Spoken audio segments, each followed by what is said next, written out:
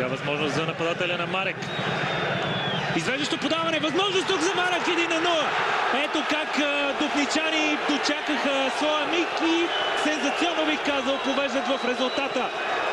62-а минута, 1-0 за Марек. Невероятно развитие на тази среща.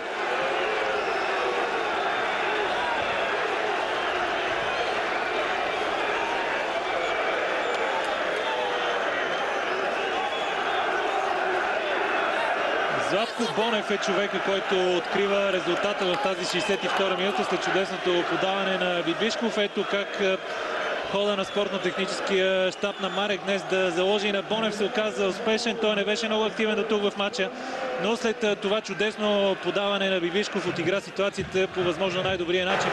И успя тук да спре капитана на Левски, който бе на път да се разпише за... Получи се до тук комбинацията, след това както може да се стигне до директен изстрел към вратата, така и топката да бъде отклонена. Между другото по този сходен начин. Сега Марек ще има статично положение, топката е центрирана в наказателното поле. Червено и синьо в наказателното поле очакват това центриране.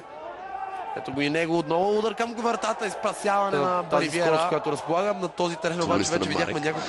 А сега Бибишков в случая не се получи. Все пак нов шанс, удар и спасяване на Владислав Стоянов. Ето как от нищото буквално Марек можеше да върне един гол от изоставането си. Ще има и корнер. Не са толкова лесни подобен тип мача, в които няма никаква работа за вратаря. Изведнъж се появява това положение. Кръстовчев към Марчев. Той центрира. 2-0 за Марек. Нападението на Марек. Много бързо изпълнение от страна на Гаров. И центрирането. Белепче другия делит с своите съотборници. Златко Бонев. Опасна атака за Марек. Удари гол 3-0. По 2 гола. Александър Манолов.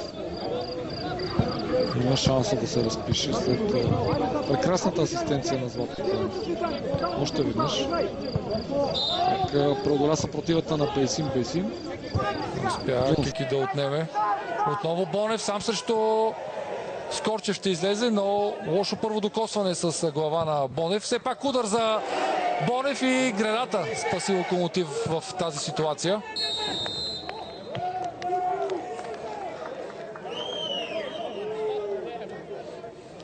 Очаквахме нещо да измислят в атака дупничани и те го сториха. Изключително важна намеса на Скорчев. Добре размениха подавания Димитър Димитров, Златко Бонев и Росен Йорданов преди Бонев да бъде спрян с нарушение. Първи жълт картон в срещата, получава го. Но както казват по-опитните коментатори, те вече са в миналото. Продължаваме да следим случващото се на терена. Бонев центрира. Удар с глава. И продължава Виячки да изнася топката. Тя се готви с неговия удар. Замълчах за миг, тъй като ми беше интересно какви указания дава Тенчо Тенев към Димо Атанасов. Объркан бе Димо Атанасов дали се включи в наказателно поле или да остане по-назад. Шанс обаче тук за Марек. Шут на Димитър Димитров. И това е гол. 1-1. Милен Лачев загуби равновесие. Велев ще запази обаче топката, след като Златко Бонев не можа да се възползва. Абушев технично продължава към Бонев. Шут и спасяване на Помнилев след този изстрел на Златко Бонев.